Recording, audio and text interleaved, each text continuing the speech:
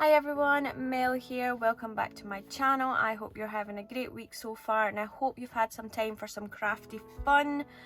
But today I'm going to share a little card I created. This one was actually made for a Mother's Day card, but I wanted to show you just what you can do with some old papers and some basic flower dies. Just a little different, but still my sort of sparkly, glittery type cards. I dug into my paper stash and I found another gorgeous pattern paper. Now this one is an old one from Prima Marketing, but I just thought I loved the butterflies. Now I'm not usually a pink girl, I know I use a lot of it on my channel, but me personally I don't do pink, but I thought this would be fab. And I've teamed it with some other papers from the Craft Consortium to make the flowers, which I will use my Chloe's Creative Card dies. I'm using the Country Flower one. Any flower shape would work, just whatever you've got in your stash. Now before we get started, can I just say a huge amazing thank you to everyone that left comments on my last post, plus all the lovely birthday wishes. Thank you so much guys, I love yous, your support and your comments and everything is just amazing, so thank you so much. And as always, if you like the video, please give it a thumbs up. It really helps my channel. Subscribe, sorry, if you've not already, and hit that bell button to get notifications on my new videos. So let's get started. I will go and cut out all the flowers so you don't need to watch me do that, and then we can get started on the card.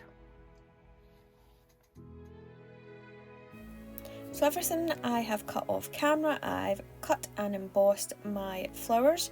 So I used the pink and grey pattern papers from the Craft Consortium, and I also used some vellum along with white embossing powder. So I stamped, embossed and then die cut. I have one large flower with 3 petals, if that makes sense, 3 medium and 4 small. I also die cut some foliage from the grey layering cardstock and more of the vellum. I have an 8x8 card, which you don't need to do, this is just what I'm going to use. My first layer is 7 3/4 square, that's the grey layer. My pattern layer is 7.5 square. Again, you can reduce this size, this is just what I'm doing for my 8x8 card. The middle layer is again 7 3/4, but this time by 3 1/4, and the pattern layer is 7.5 by 3. My small square layer is 4 3/4 square for the grey layer and 4.5 for the pattern.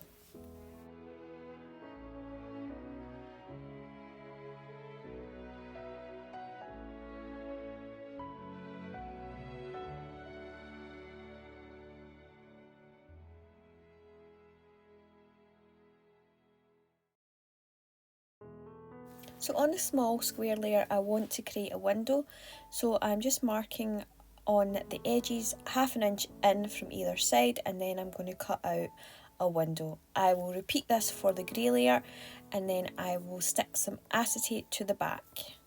Nothing hard about this. If you have a paper trimmer that can cut in and do this, go ahead and use it, but my paper trimmer doesn't do that, so I have to do it with good old ruler and craft knife.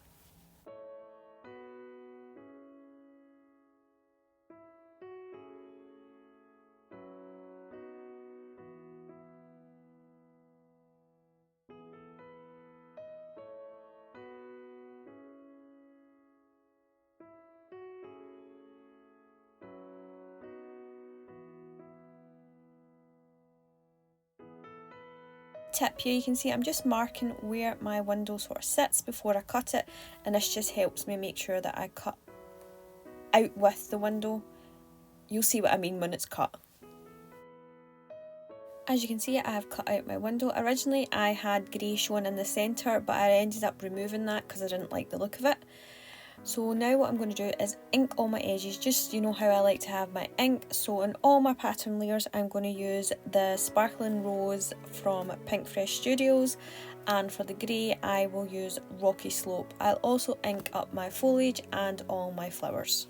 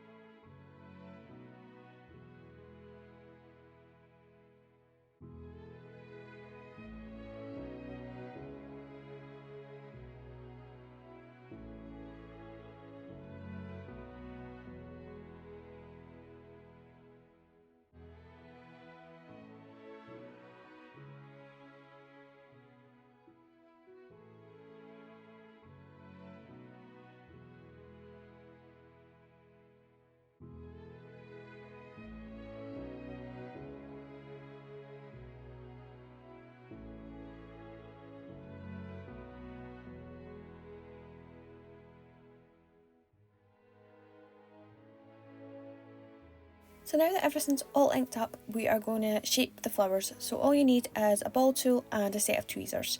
First of all, we're just going to cup the flower sort of shape. Then we'll take our tweezers, and lay it down and twist. Again, you're just laying down the length of the petal and twisting. You can flip it over and repeat on the other side, and it just goes in a different direction. And this gives it a more natural looking shape, and it just looks fun. Then we'll just bring it together, get a wee roll to cup it again, and I'm just going to repeat that for all the flowers. Creating a cup sort of shape, then using my tweezers and going down the length of the petal, twist. Turning sometimes, twist. That's it. Nice and simple.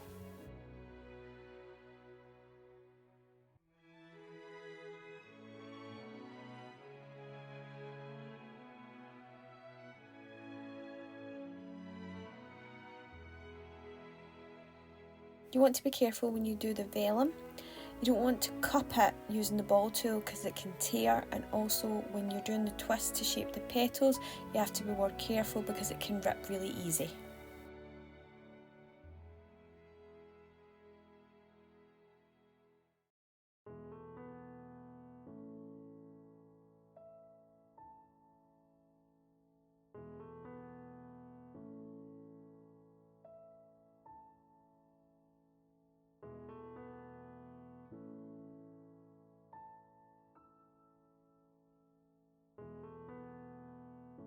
Apologies here, I seem to have lost a bit of footage. I don't know what I've done, but I missed showing you how to glue the flowers together. All I've done is, after shaping them, I have glued the 3 layers together, pink, grey, then vellum on top, making sure that the petals sit in between each other. Next, I added a piece of acetate to the back of my grey shaker window that I cut out, a double row of foam pads or shaker tape if you have it. Then I've added a whole load of sequins and gems for my shaker. You can see me here removing all the little pieces of foam backing, and then I'll add another piece of acetate to the back to create my shaker.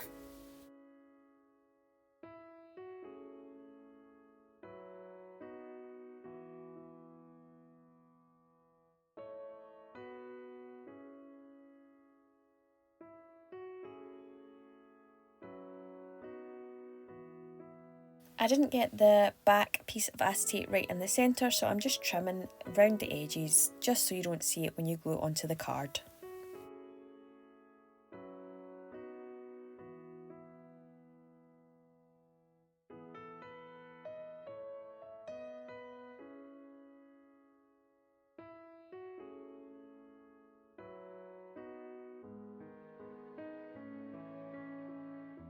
If you find that when you make your shakers, all your little shakery bits and your sequins and your gems are sticking to the edge, if you use your anti-static powder tool before you peel off the backing, it will help stop everything sticking.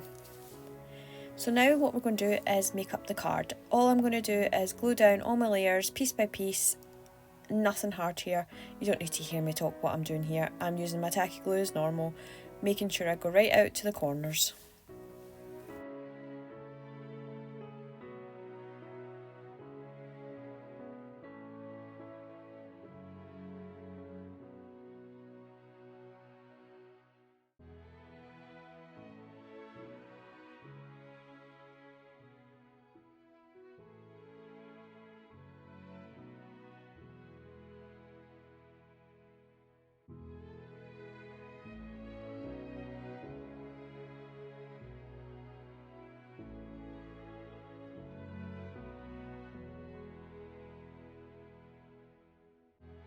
So you can see I'm just adding some lace and ribbon, and I'm using some double-sided sellotape just to stick it down in place.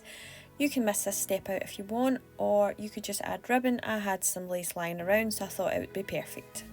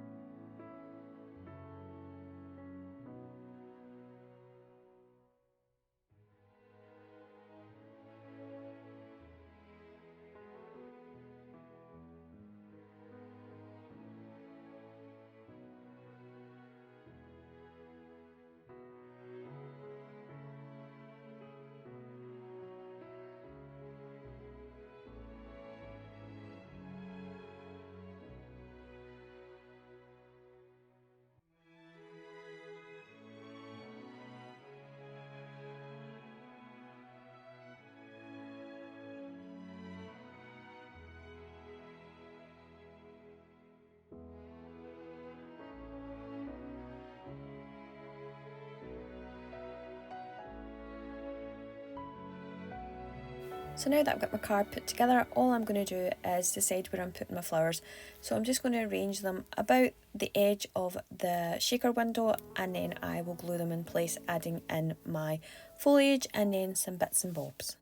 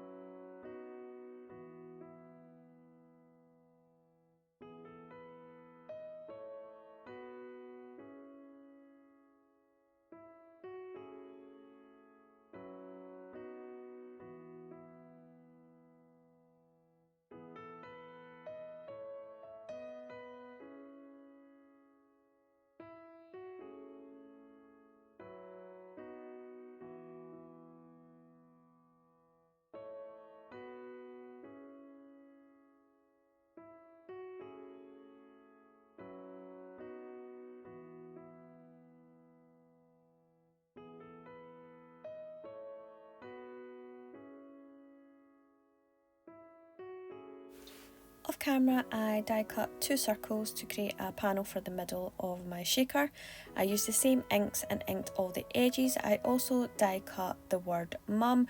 I live in the UK, so it's a U in the middle, not an O, but whatever you want to pop in the middle you can, don't copy me. I also used that fab punch that I found in my stash last time and punched out some little butterflies using some of that pink cardstock again. I've got lots of gems here, and I'm just going to finish my card, gluing the things and all about and adding lots of bling.